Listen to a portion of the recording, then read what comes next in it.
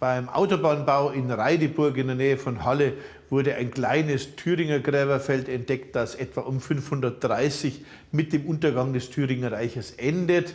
Am Anfang etwa um 500, um 480 stehen Kriegergräber und einen dieser Krieger haben wir hier im Block geborgen. Es ist kein superreicher Adliger, ist eher ein Hofherr, der aber das Recht hatte, eine eigene Waffe zu tragen.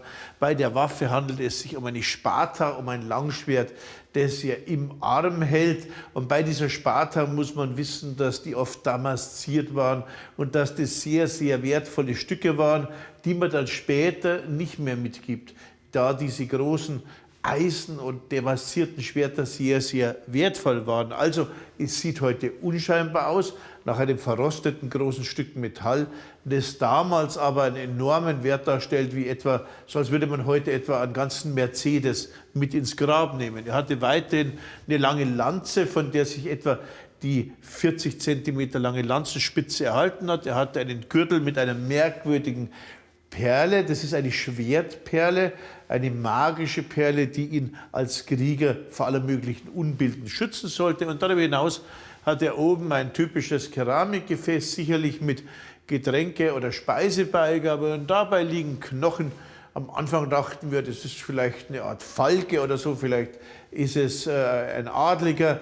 Aber der Falke hat sich als Huhn erwiesen, ein Huhn, das spätestens seit den Römern bei uns in Mitteleuropa seinen Raum greift und ein beliebtes Schlachttier ist und das ihm sozusagen als Speisebeigabe mitgegeben wurde. Also ein reicher Hofherr, der Krieger war, stolz mit Schwert, der im Kreis seiner getreuen, vielleicht des niedrigeren Adels, des thüringischen Adels hier bestattet wurde.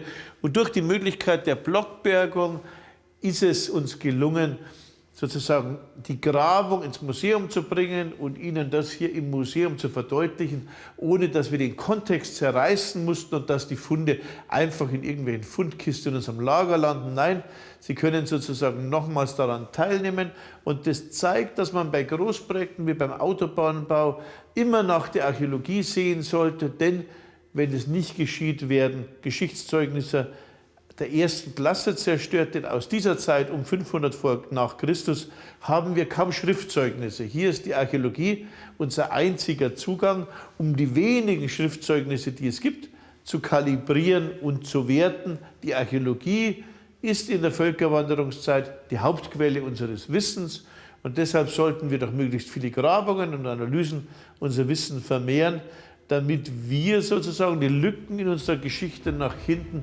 sukzessive schließen können.